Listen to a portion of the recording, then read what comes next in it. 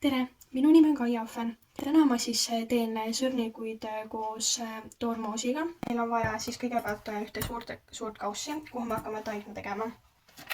Muidugi võib kohupiima asemel kasutada ka näiteks kodujuustu. Teeme siis selle kohupiima siin niimoodi lusikaga katki ning lisame jahu. Jahu lisamisel peab olema väga ettevaatlik. Alguses ei tohi väga palju panna ning segame siis ära. Siis paneme hulka ka ühe munakollase.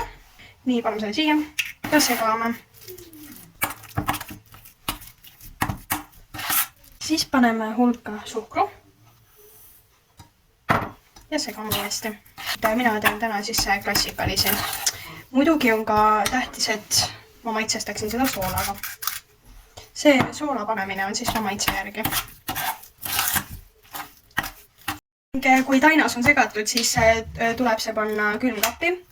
Paneme kausi peale ning see on selleks, et jahu saaks kerkida ning tainas saaks paremini vormida.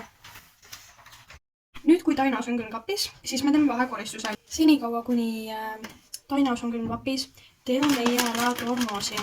Sa võid kasutada väga erinevaid marju. Täna mina kasutasin siis mustikaid ja maasikaid. Kui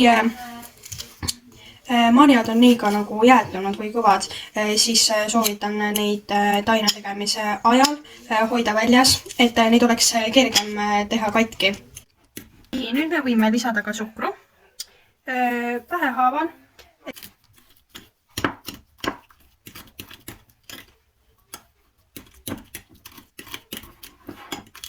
Nii, ja kui kõik marjad on puruks, siis maitseme. Ja nüüd paneme siis pliidi madalal kuumusel.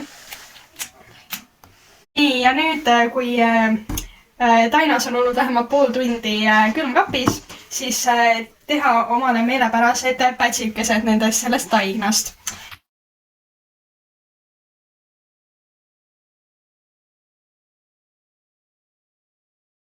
Siis ma panin pannile ühe õhukese kihiõli, et seda on siis vaja väheses rasvas praadida ning madala kuumusel. Nii, nüüd ma võtan need sõrnikud ja ma kastan need siia jahu sisse.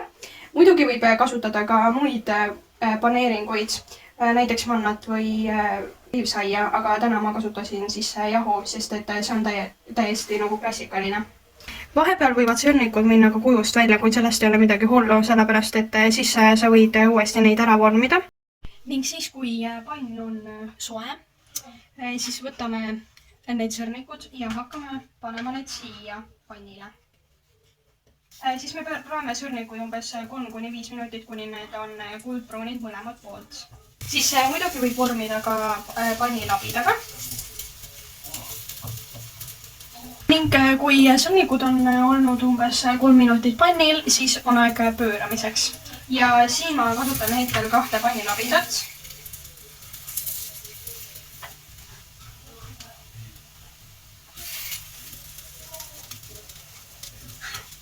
Ja teiselt poolt samamoodi. Võtan siis eraldi taldriku, kuhu ma saan panna sõrnikud ootama.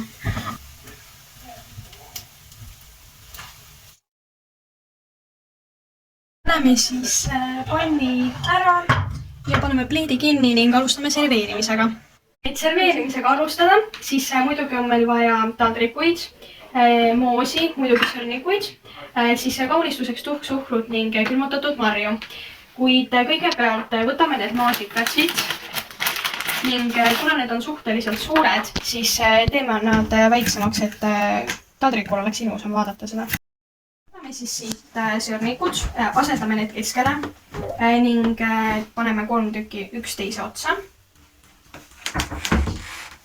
Ning võtame moosi ja laseme teda lihtsalt siit alla niristada natukene. Ning siis võtame mustikaid ning paneme siia peale. Ja siis muidugi võib ka natukene ümbrusesse panna. Siis võtame need maasikad ja paneme neid ka siia peale. Muidugi ümber ka kaunistuseks. Sellised tulid siis minu sõrnikud toormoosiga ning ma loodan, et sa said ühe uue retsepti juurde, mida teha ülilihtsalt kodus endale ja oma perele.